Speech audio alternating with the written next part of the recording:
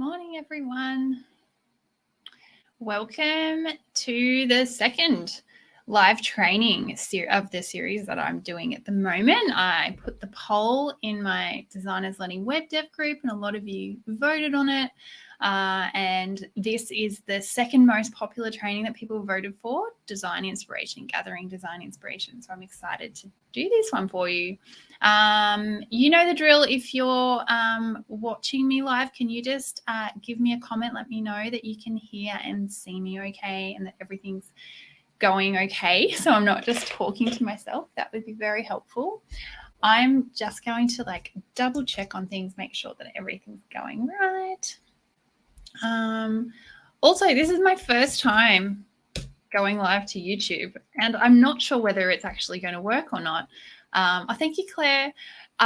So if anyone can possibly, I've put a link in the comments. If you're in the Facebook group and you're watching this, if you could potentially click on that link and let me know if I'm actually going live on YouTube and it's working, that would be really handy.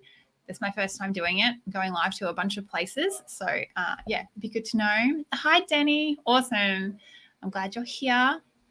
Cool. Well, I've got a bit to cover today. And like I said, I've got a lot of tools that I'm going to share with you, a lot of sites that I go to for inspiration. And yeah, so I'm looking forward to diving in. And so I might just get everything prepared. Awesome. Thank you for letting me know it's working. Cool. And there'll be time for questions at the end, of course. So please pop your questions in the comment. If you can, possibly do put a big capital letters questions at the beginning. And that way I know I can sort of scan all the comments and find that easy enough, and then I'll know. And also, if you're watching on Facebook, if you can click the link in the description of the video, wherever it is, to give StreamYard permission so I can see your name. So I don't just get Facebook user. That would be awesome. I think, Claire, you were coming up as you're coming up as Facebook user, but because I jumped in the group to have a quick look, I could see it was you commenting. Cool. And hopefully my Poppy doesn't whine in the background too much. It's okay. Okay, let's dive in. So there we go. Okay, so in this training, I'm going to cover a few things. I'm going to cover why design inspiration is important, seeking inspiration from others and not stealing, what to look for, questions to ask yourself, and if you're designing a website for a client, then questions to ask your client too, and also my favorite sites, inspiration sites.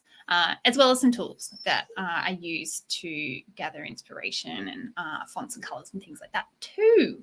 I'm just going to grab Poppy, otherwise she's just going to whine the whole time. Hopefully this is better. Okay, so why is design inspiration important? Well, unless you're a design unicorn, you've probably struggled with a lack of inspiration or ideas at some point in your life. I certainly have. So often it can be hard to come up with everything off the top of our heads, especially when there are so many things to think about in web design, including imagery, layout, interactive elements, the user journey, and so on. There's just so much going on. There is an incredible wealth of knowledge, ideas, and inspiration to be gathered from other designers and creatives, and also from our past selves and the past designs that we have created. So drawing inspiration from your past designs, as well as websites and designs by others, is, in my opinion, a pivotal step in the process of creating a website that's beautiful, functional, and converts, and helps get the best possible results for your client, or the best possible result for you if you're creating a website for yourself. But now you're probably thinking, but hey, Emma, isn't that stealing? And that's a really important point. So how do we seek inspiration and not steal it? So the best methods to ensure you're not stealing someone else's design is to simply let it inspire your design and not dictate it. Think about what feeling the design is igniting in you and what elements are creating that feeling. Is it the colors, or is it the fonts or the imagery, or a combination of all of them? Whatever it is, try to replicate that feeling in your design by using similar fonts and colors or imagery. Or fonts, colors, and imagery that evoke that same feeling. But definitely do not use identical colors or the same fonts or copy the imagery and all of that and put it all together. So essentially, don't copy and paste it. Don't even copy half of it. What you should be trying to do is replicate that feeling, not replicate the design. By making it your own, it allows you to make it even better too. And what makes it and make it unique to that particular brand's needs or target audience needs. And so there's actually a question that I have in my questionnaire for clients is to provide some websites that they like or some of their competitor websites. But the way I word it is like, send them to me so I can have a look and we'll make yours even better.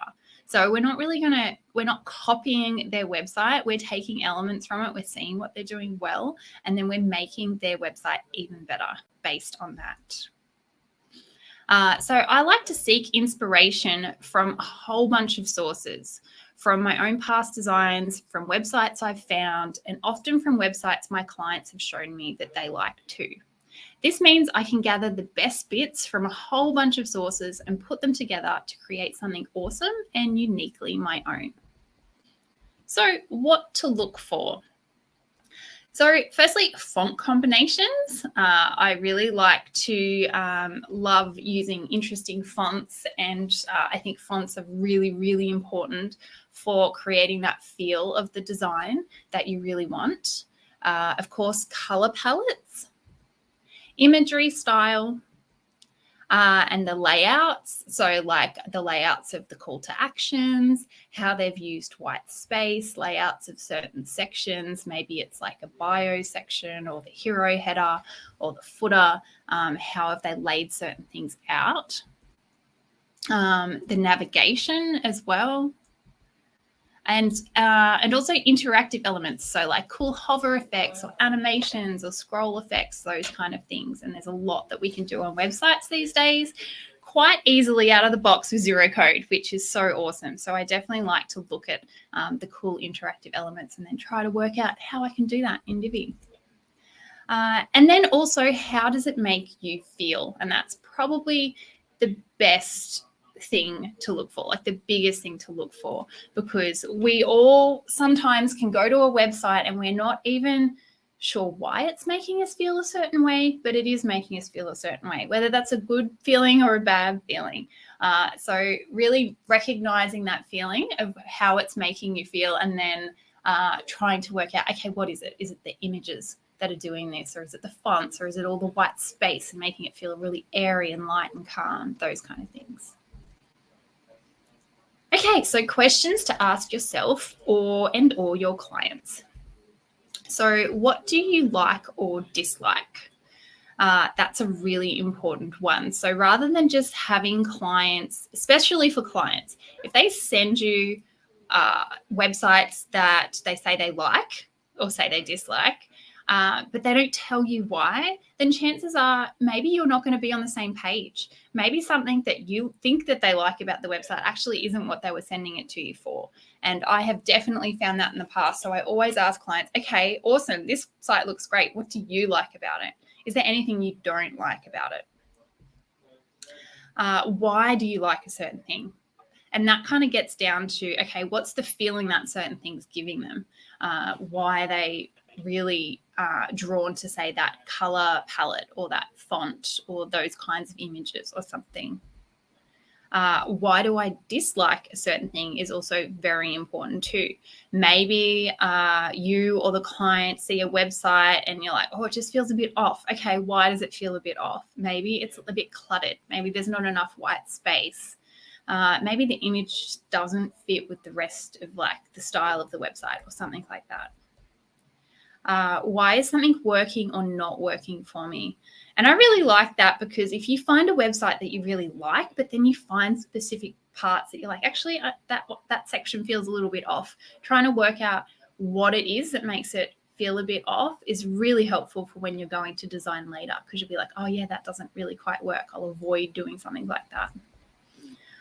what grabs my attention and what doesn't. That's a really important thing as well, because as designers, we can make things look really pretty, but at the end of the day, the job of the website isn't just to look pretty, right? It's designed to convert website visitors into leads or potential customers. And so eventually we want them to do that call to action that we've put on the website. We want them to make an inquiry or call you or fill out a form or buy a product or sign up to your email list, whatever that is. That's what we want them to do. And so really we want to have certain elements that actually grab people's attention.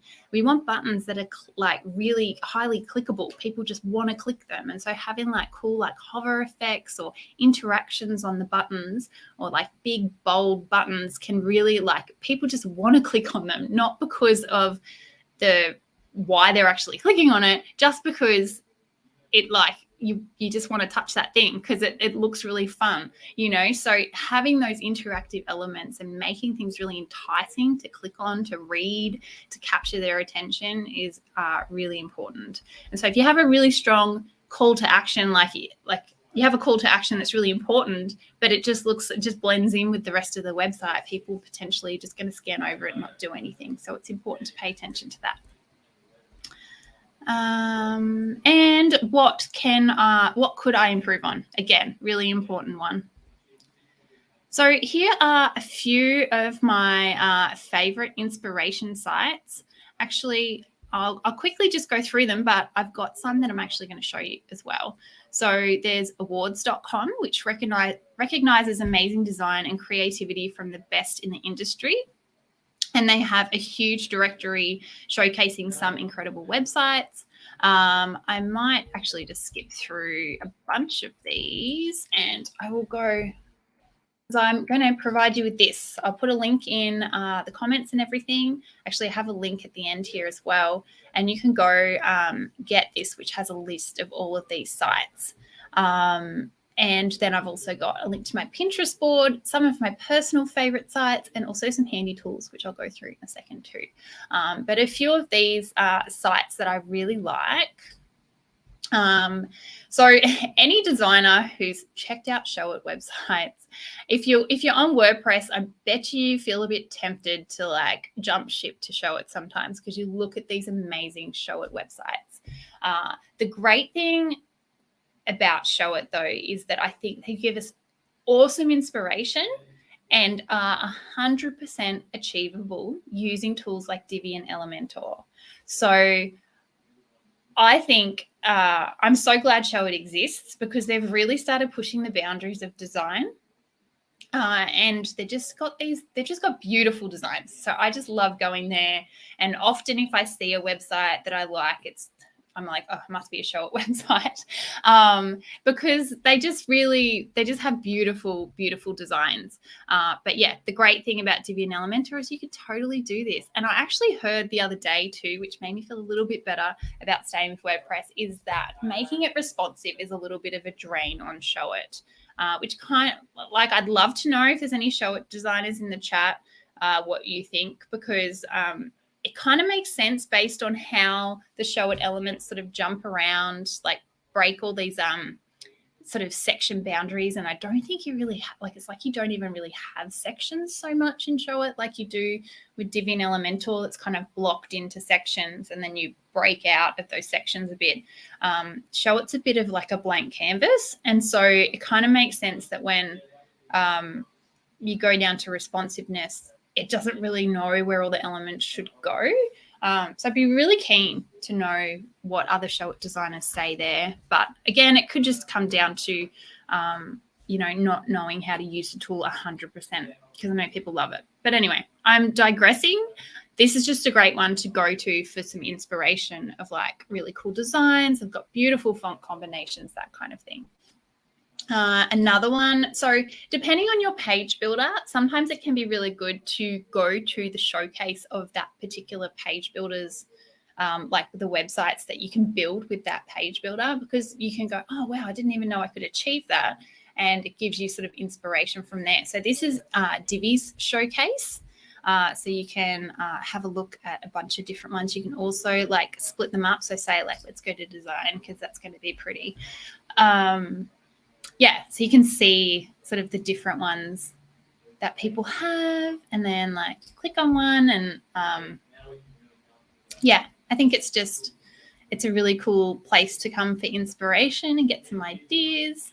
And they also tell you like the products that they've used and stuff, like, and you can view the website in the wild, which is awesome. Of course, Elementor has a showcase as well, very similar. You can sort by the different types of websites. However, sometimes I like getting inspiration from like complete opposite types of websites as well, because that way, you're not sort of like copying a competitor's ideas. You're doing something maybe a bit different from the industry, which is quite cool. So yeah, this is a good one. I've also provided a link to my Pinterest board where like I just go crazy and like add a whole bunch of like designs that I love. Clearly, I have a particular style. I like quite feminine and elegant type of websites. Some of them quite muted, some of them quite colorful, but yeah, this is just my kind of style. So you have a link to that. But I do encourage you to start your own Pinterest board potentially, or even just a folder on your computer where you keep designs. I have a folder on my computer where like if I see a really cool footer section, then I'll copy that into a folder that's like just for footers, or just for like call to action sections, or just for hero sections, or whatever it is, so that I just have these ideas moving forward if I sort of ever need some inspiration there.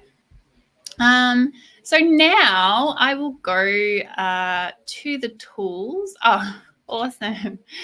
I love your resources and cheat sheet. Thank you. Oh, good. I'm so glad you like it. Okay, let me find where are the tools.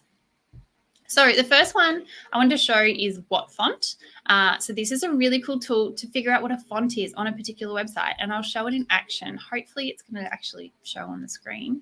Let's see. So let's say you like this font up here and you want to know what it is. I've got the extension here.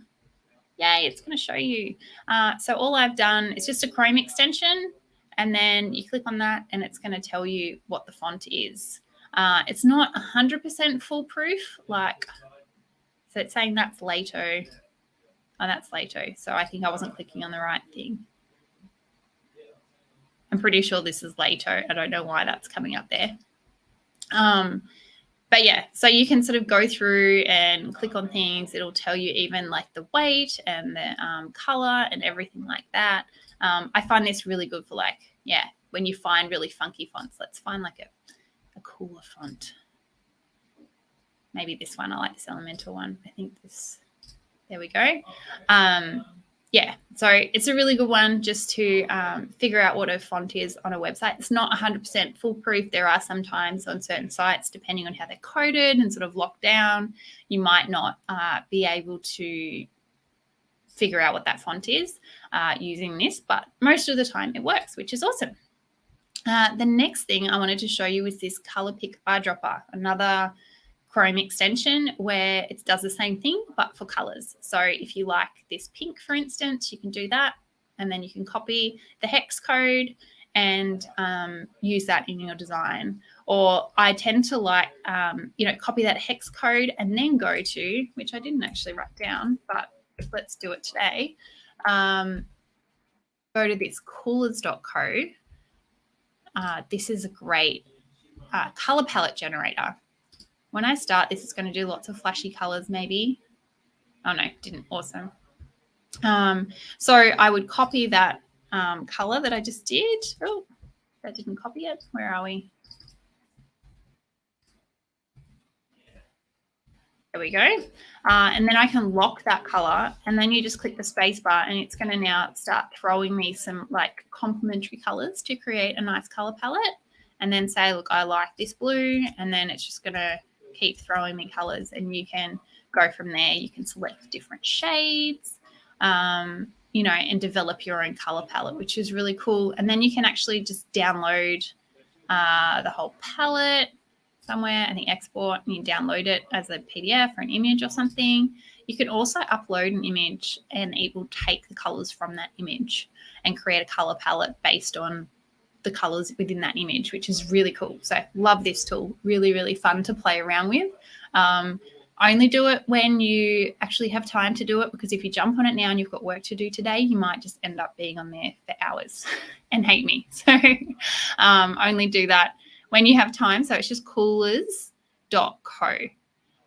That's the URL. And then last but not least, if you're after a paid tool, potentially, there's this tool called Hoverify. And I have a feeling Denny Green, who's in the chat, is the one that told me about this, I'm pretty sure. This is a tool that's a paid one, like I said, and it actually replaces the What font and the color pick eyedropper. It's got those within this tool. And what you can do, this is the extension here. I'll click on that. And so it's got the color pick eyedropper.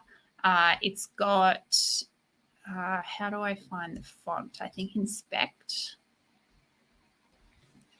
I think, yeah, you can just click on, say, here, and it's telling me that's Roboto. And this is Nanito, I'm guessing. So it gives you all of that. It gives you heaps of different options. The other part of this that I really, really like, which is going off track, and I'm going to show you more about this next week when we do making it mobile friendly, is it has this responsive view, which I just love. It's like so easy for making things responsive, because you can see all these different device sizes all at the same time, and you can scroll the page all at the same time and see if anything's getting thrown off. And so you can go down and see all of them, and that just makes it so much easier rather than having to click between different devices all the time. Anyway, I'm digressing. There will be more on that next week. So I'm coming up to the end. So please, if you do have any questions or maybe any other cool tools that you like to use that you would like to share with everyone, can you please pop them in the chat, and I will go through them. And let me just go back to what else did I have to say? Yes, so please pop your questions in the comments now. And while I'm doing that, I will actually tell you about, I've got a scholarship at the moment. Let me go here. If you haven't seen it already, if you haven't applied, at the moment I've got applications for my Be the Boss of WordPress scholarship open. It's only open for like another week. And so one lucky designer will win a full all expenses paid scholarship to my Be the Boss of WordPress course, which is starting in a couple of weeks. And all you need to do is fill out a quick form on the website here. You can sort of learn about the scholarship, what you get, what you need to be in the running. Essentially, you just need to be a graphic or web designer or actively pursuing a career in graphic or web design. Available to complete the course by the end of May. Also able to demonstrate to me that you will make the most of the opportunity if awarded the scholarship, and just be 18 years or over. So if you would like to apply, I would love to have you apply. You can go here, apply in about 5 or 10 minutes, and I will be announcing the winner just over a week, Monday week. So please go and apply if you want to. Just go to emmacate.co/win. And then you can also download this links sheet if you go to emmacate.co/inspo links, and you can go grab this now and go enjoy a lot of those awesome websites, get some cool inspiration. And let me check the comments, see if there's any questions. I know what I'll be doing for the rest of the day. Sorry, I've just like probably ruined your Friday.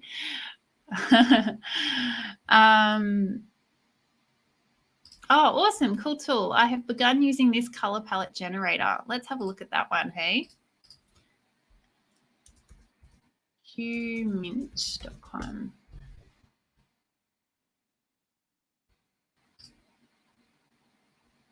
Might be going a bit slow because I'm, oh, this looks kind of cool. Awesome. Oh, so it's got gradients as well. That's cool, because there is another one I used to use for gradients. But that's cool that it's all in the same thing. Awesome. Thank you for sharing that. Where do I find the Google Doc link to the resources?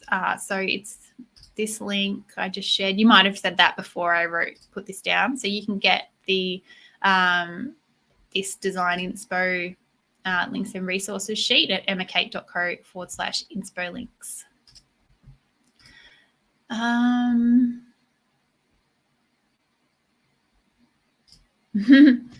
I'm just doing my price list and really want to add websites but hesitant. This would be amazing. Awesome. Well, if you haven't applied already, please go check it out. Please go apply. I would love to hear from you. Yeah, I think it's an awesome opportunity. I love going through all the applications and yeah, please go apply. And even if you just apply but you don't win, you still get a little goodie. So it's worth applying. Cool. I can see a bunch of you checking it out. Awesome. Okay, I think that's all the questions I have. So thank you everyone for joining me. I hope this was like super helpful. And yeah, I look forward to seeing you next week. I'm going to be doing a training on making it mobile friendly.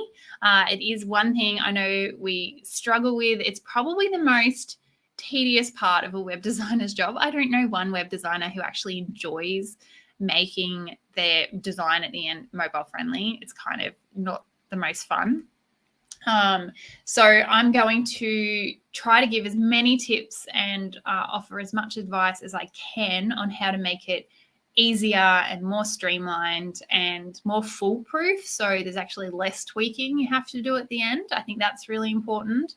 It is like a stumbling block, I find, for a lot of new web designers, and I know I did the same thing, like just making a lot of simple mistakes that end up becoming such a headache at the end trying to fix it all. So I'm going to go through all of that and hopefully ease that process and minimize the amount of time you actually have to spend on making your designs mobile friendly. So that'll be happening the same time next week. And I hope to see you here. I hope everyone has a lovely night or day wherever you are, and I'll see you then. Bye.